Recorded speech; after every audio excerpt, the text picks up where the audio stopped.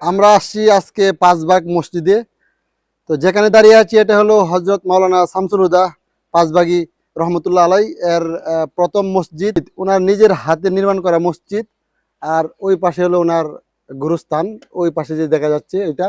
এখানে একটা জিনিস ভালো লেগেছে, যেটা উনি অনেক বড় মাওলানা বা আলেম ছিলেন। তো এখানে অন্য অন্য হুজুরের মতো পাকা করা কবর না, বা এখানে মানুষের সেজদা করে না, না না এটা এখানে মানুষ দান করাত করে না, এখানে এই কবরে আইসা কিছু মানুষ চায় না। এই জিনিসটা আমার কাছে খুবই ভালো না লেগেছে। না এটা নাই, এটা হ্যাঁ নাই যে লাঠি হাতে। হ্যাঁ, লাঠি হাতে। এখানে এই যে একজন একজন চাচা বললো যে লাঠি হাতে কেউ যদি এরকম করে পিটাবে। আপনি তো ওনার সম্পর্কে অনেক কিছুই জানেন, হ্যাঁ তাই না? অবশ্যই জানি সব কিছু। ওনার যে গুরুস্থান, হ্যাঁ হ্যাঁ রওজা তো রওজা। হ্যাঁ রোজা, তো উনি তো অনেক বড় মাওলানা বা আলেম। জি জি এইখানে অন্য অন্য যে ইসি যারা আছে, জি বড় পাকা করে কবর বা মাজার শরীফ জি টাকা দান করা বা জি। সেজদা করা, এখানে কি এরকম কিছু হয়? না না কিচ্ছুই নাই এখানে। উনার বাড়িতে আগে নামাজ পড়তো, এইগুলিও নাই। মহিলারা নামাজ পড়তে পারে না, আইতারে মানে চিকিৎসা এক কথায় ইসলাম বিরোধী যেগুলা, এগুলা পুরোপুরি একটা নিষেধ। এখন নিষেধ। নিষেধ, এই হ্যাঁ। যে লাঠি হাতে এই যে কেউ যদি জোর করে করবার চা, হ্যাঁ হ্যাঁ আমি যতদিন হ্যাঁ, আছি আপনি বাংলার মাটিতে, সোজা তাকায় বলেন, হ্যাঁ বাংলার মাটিতে যতদিন লাঠিটা আছি, দেখান, লাঠিটা, হ্যাঁ বাংলার মাটিতে কোনো লোক এনআইএ বেদবি করতে পারবে না। এটাই কোনো বেদাত চলবে না, ইসলাম মোমবাতি জ্বলবে না, আগরবাতি জ্বলবে না, হুকুর হুকুর জিকির চলবে না, ইনশাআল্লাহ ইনশাআল্লাহ। মানে ইসলাম বিরোধী কাজ এই বাংলা জমিনে চলবে না। চলবে না। এই মাজারে সেজদা দেওয়া, মাজারে মানত করা, মাজারের কাছে এসে কিছু চাওয়া, এগুলো চলবে না। না না না এটা নাই। মানে কোরআন হাদিসে যেটা আছে সেটাই হবে। জি জি জি গুড, আপনার আপনার কথা আমার ভালো লেগেছে, আমরা আপনাকে সাপোর্ট দিব। মানে এক কথায় ইসলাম বিরোধী কোনো কিছু চলবে না, চলবে শুধু না, এখানে চলবে না, না। এই সারা যে মুসলিম জাহান আছে, শুধু বাংলাদেশ না, সারা মুসলিম জাহানে ইসলাম বিরোধী কোনো কিছু চলবে না। আরে ইসলাম বিরোধী একটা একটা হাদিসে কেউ যদি এদিক সেদিক করবা চা, হেরাও তো আশ্রয় দিই না। হ্যাঁ হ্যাঁ, দুনিয়াতে সবচেয়ে বড় গুনার তালিকায় রয়েছে কি? এটা শিরক করা। যেমন এই যে আল্লাহকে ব্যতীত অন্য কাউকে সেজদা করা বা তার কাছে কিছু চাওয়া, তাই না? হ্যাঁ হ্যাঁ তো বাংলাদেশের মানুষ আমরা দেখতেছি, ধরেন অনেক মাজারে গিয়ে তার সন্তান চাই, তার মনের বাসনা পূর্ণ হওয়া চাই, আল্লাহকে ব্যতীত রেখে। এইগুলো সম্পর্কে কি বলবেন আপনি, বলেন। এটা তো একটা বড় শিরিক। মানে শিরিক এটা। জি শিরিক। যাই হোক, আমরা আপনার কথা শুনে ভালো লেগেছে, আপনি সঠিক আকীদার উপর আছেন। আল্লাহ তাআলা যেন আপনাকে কোরআনে বলে দিছে রব্বি হাবলি মিনাস সলিহিন রব্বি লা তাদান্নি আনতা খায়রুল ওয়ারিসিন। তোমরা এটা তেলাওয়াত করো, সন্তান এই আয়াতের উসিলা হুদি বাসল্য হ্যাঁ পড়তে থাকবা, আল্লাহ এটার উসিলা দিবে। জি জি জি, আমরা এই যে ওই পাশে মসজিদের অংশটুকু দেখতে পাচ্ছি, এটা হলো আলিয়া মাদ্রাসা হুজুর। হ্যাঁ এটা হলো হুজুরের আলী, মানে আর সেটা হলো হেফজখানা। মানে ওটা হুজুরের নিজ হাতে মানে স্থাপন করে গিয়েছেন, বাট পরবর্তীতে এটা বিল্ডিং এর আকারে বড় করা হয়েছে। ফাজিল তুরি।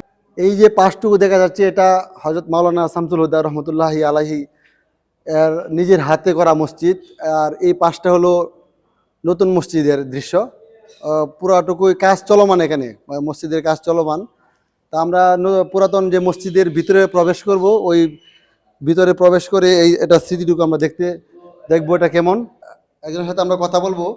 তো এই যে মসজিদ, এটা কত সালে নির্মাণাধি বা কাজ করেছিলেন, এটা আপনি বলেন। সমস্যা নেই। মসজিদটা নির্মাণাধীন হয়েছিল 1934 সালে। এটা উনি নিজ হাতে ওনার স্মৃতিটুকু করে গিয়েছিলেন, সেটা নিজে হাতে করে বা এখানে গেছিলেন। হাফখানা বা এটা একটা এটা এই মাদ্রাসা। যে এটা নিজ হাতে করছিলেন। হ্যাঁ, এটা নিজ হাতে করা, ভিতরের অংশটুকু ওনার নিজ হাতে করা। জি সম্পূর্ণ আপনি ইয়ে আপনি হুজুরে। এখানে কি কি দায়িত্বে এখানে আছেন কিছু? আমরা দায়িত্বে, আমরা হুজুরের অনুসারী। তো মসজিদের অংশটুকু আমরা দেখব, উপরে দৃশ্যটুকু পুরাতন যে কারুকার্য দিয়ে করা, যে পিলারগুলো, মানে বর্তমানে এটা হয় না, অনেক মজবুত, অনেক মোটা, বা এটা ডিজাইন অন্যরকম। বর্তমানে তো ইট সিমেন্ট রড দিয়ে একেবারে করে করে ফেলে, এটার কাজগুলো একেবারেই অন্যরকম।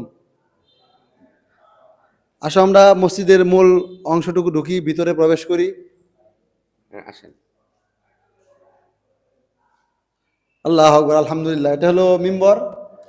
আর উপরের যে ডিজাইন করে করা, চার পাঁচটা একটা ডিজাইন করে এখানে করা, এই পাশটুকু যে বাহির থেকে যে কালো অংশটুকু দেখা যায়, এই পাশটুকু এখানে এই ডিজাইন করে করা।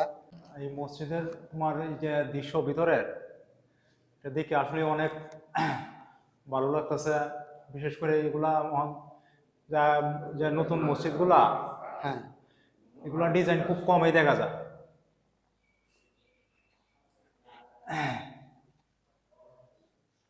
এটা হলো মসজিদের মিম্বরের অংশ। এই পাশে পুরাতন অনেক স্মৃতি দেখা যায়। এটা হয়তো তখন তো আর কারেন্ট ছিল না, এখানে যে দৃশ্যটা এখানে হয়তো মোমবাতি জ্বালানো হতো, অনেক মোমবাতিও রাখা হয়েছে এখানে, বা বইও রাখা হতো। হ্যাঁ, তখন তো আর এই যে ব্যাটারি যুগ ছিল না, ব্যাটারি যে এই যে দৃশ্যটা আমরা দেখতে পাচ্ছি তখন তো ব্যাটারি যুগ ছিল না। তা হয়তো মোমবাতি বা কোনো বই এখানে রাখা হতো। যাক, এখানে যারা মসজিদের খেদমত করে তারা এখানে রয়েছেন। তো এই হলো ওনার মসজিদের যে স্মৃতিটুকু। পরবর্তীতে এখানে অনেক কিছু হয়েছে, এখানে একটা ফাজিল মাদ্রাসা আছে, এটা নাকি ওনার নিজ হাতে এটা করে গিয়েছিল, তারপর দালান কোঠা হয়েছে। ওই পাশে ফাজিল মাদ্রাসা, ওই পাশে হ্যাফসখানা। হ্যাঁ, এটা ওনার নিজ হাতেই করা। তো ওনার অনেক অবদান, আমরা দেখা গেছে কিশোরগঞ্জ ডিস্ট্রিক্ট বা দেশের সব জায়গায় ওনার নাম রয়েছে, যে হযরত মাওলানা শামসুল হুদা পাঁচবাগী হিসাবে। তো আমার সাথে আমার বন্ধু আসছে, যে হুজুর সম্পর্কে আমরা বা কি ধারণা করি বা আমরা এখানে যে আসছি এই সম্পর্কে কিছু বলো। আমরা আসছি মাওলানা হযরত শামসুল হুদা পাঁচবাগী, হুম। ওনার অনেক সুনাম বা অনেক সারা দেশব্যাপী ওনাকে চিনে, ওনার অনেক সুনাম, ওনার যে স্মৃতি স্তম্ভটুকু আমরা পিছনে দেখতে পাচ্ছি, নিজ হাতে উনি এই মসজিদটুকু করে গিয়েছে। পাশে এখন অনেক বড় মসজিদ হচ্ছে। ওনাকে যারা ভালোবাসে বা শ্রদ্ধা বুদ্ধি রেখে বা ওনার যারা অনুসারী বা দেখা গেছে মুরিদানা, তারা এই মসজিদটুকু করে দিচ্ছে, তাই তো। জি।